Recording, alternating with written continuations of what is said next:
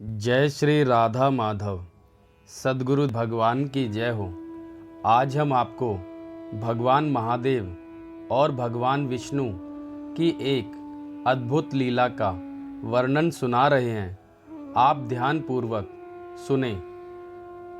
एक बार भगवान नारायण अपने वैकुंठ लोक में सोए हुए थे।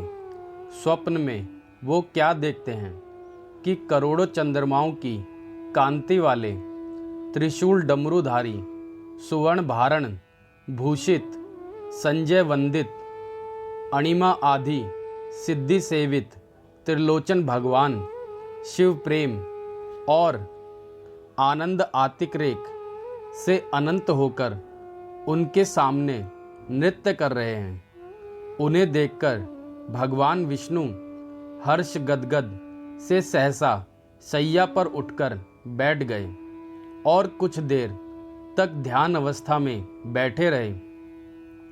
उन्हें इस प्रकार बैठा देखकर श्री लक्ष्मी जी उनसे पूछने लगी, भगवान आपके इस प्रकार उठकर बैठने का क्या कारण है? भगवान ने कुछ देर तक उनके इस प्रश्न का कोई उत्तर नहीं दिया और आनंद में निमग्न चुपचाप बैठे रहे। अंत में कुछ स्वस्थ होने पर वे गदगद कंठ से इस प्रकार बोले, हे देवी, मैंने अभी स्वप्न में भगवान श्री महेश्वर का दर्शन किया है। उनकी छवि ऐसी अपूर्व आनंदमय एवं मनोहर थी कि देखते ही बनती थी। मालूम होता है शंकर ने मुझे स्मरण किया है। अहो भाग्य, चलो कैलाश में चलकर हम लोग महादेव के दर्शन करते हैं। यह कहकर दोनों कैलाश की ओर चल दिए। मुश्किल से आधी दूरी ही गए होंगे कि देखते हैं भगवान शंकर स्वयं गिरजा के साथ उनकी ओर आ रहे हैं। अब भगवान के आनंद का क्या ठिकाना, मानो घर बैठे निधि मिल गई। पास आते ही दोनों परस्पर बड़े प्रेम से मिले, मानो प्रेम और आनंद का समुद्र उमड़ पड़ा। एक दूसरे को देखकर दोनों के नेत्रों से आनंद अश्रु बहने लगे और शरीर पुलकेमान हो गया।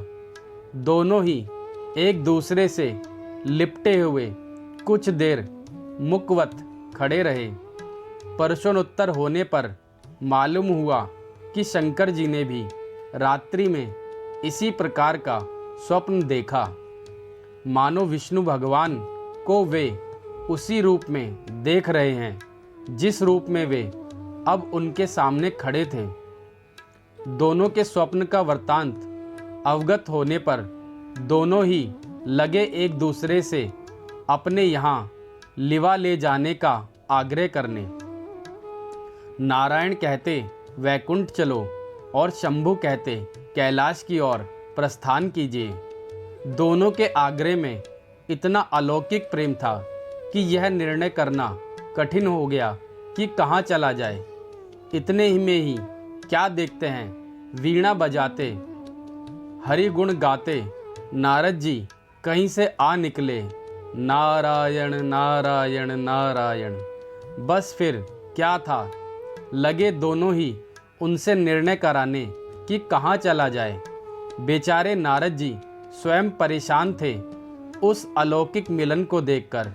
वे तो स्वयं अपनी सुध बुध भूल गए और लगे मस्त होकर दोनों का गुणगान करने। अब निर्णय कौन करे? अंत में यह तय हुआ कि भगवती उमा जो कह दे वही ठीक है। भगवती उमा पहले तो कुछ देर चुप रही।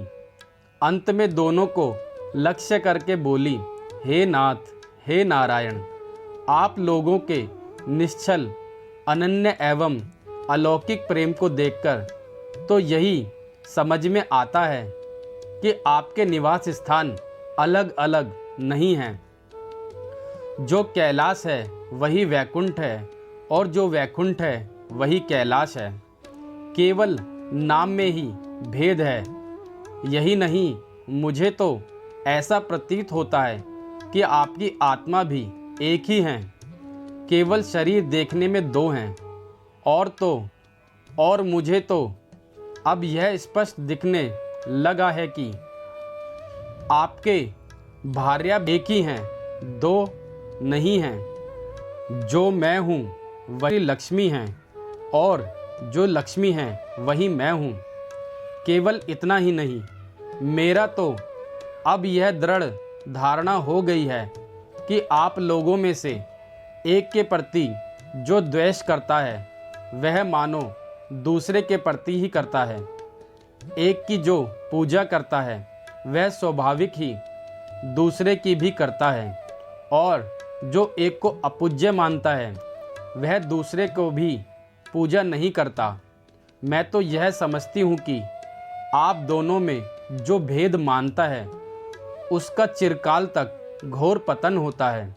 मैं देखती हूँ कि आप मुझे इस प्रसंग में अपना मध्यस्थ बनाकर मानो मेरी प्रवचना कर रहे हैं, मुझे चक्कर में डाल रहे हैं, मुझे भुला रहे हैं। अब मेरी यह प्रार्थना है कि आप लोग दोनों ही अपने अपने लोक को पधारिए। श्री विष्णु यह समझें कि हम शिव रूप में से वैकुंठ जा रहे हैं, और महेश्वर यह माने कि हम विष्णु रूप से कैलाश गमन कर रहे हैं। इस उत्तर को सुनकर दोनों परम प्रसन्न हुए और भगवती की प्रशंसा करते हुए दोनों अपने अपने लोक को चले गए। लौटकर जब विष्णु वैकुंठ पहुँचे तो श्री लक्ष्मी जी उनसे पूछने लगी कि प्रभु, सबसे अधिक प्रिय आपको कौन है? इस पर भगवान बोले, प्रिय, मेरे प्रियतम केवल श्री शंकर हैं। देहधारियों को अपने देह की भांति वे मुझे अकारण ही प्रिय हैं। एक बार मैं और शंकर दोनों ही पृथ्वी पर घूमने निकले। मैं अपने प्रियतम की खोज में इस आशय से निकला कि मेरी तरह जो अपने प्रियतम की खोज में देश देशांतर में भटक रहा होगा वही मुझे अकारण प्रिय होगा। थोड़ी देर के बाद ही मेरी श्री शंकर जी से भेंट हो गई।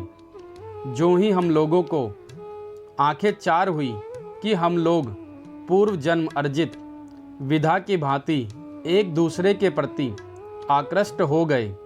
वास्तव में मैं ही जनार्दन हूँ और मैं ही महादेव हूँ। अलग अलग दो घड़ों में रखे हुए जल की भांति मुझमें और कोई अंतर नहीं है। शंकर जी के अतिरिक्त शिव जी की अर्चा करने वाला शिव भक्त भी मुझे अत्यंत प्रिय है। शंकर के अतिरिक्त शिव की अर्चा करने वाला शिव भक्त मुझे अत्यंत प्रिय है। इसके विपरीत जो शिव की पूजा नहीं करते वे मुझे कदापि प्रिय नहीं होते। मम प्रिय शिव द्रोही मम दास, ते नर करहि कल्प भर, घोर नरक में वास। जो मेरा भक्त होके शिवजी से द्रोह करता है और जो शिवजी का भक्त होके मुझसे द्रोह करता है, ऐसा हम दोनों में भेद करने वाला घोर नरकों में वास करता है। जय श्री राधा माधव।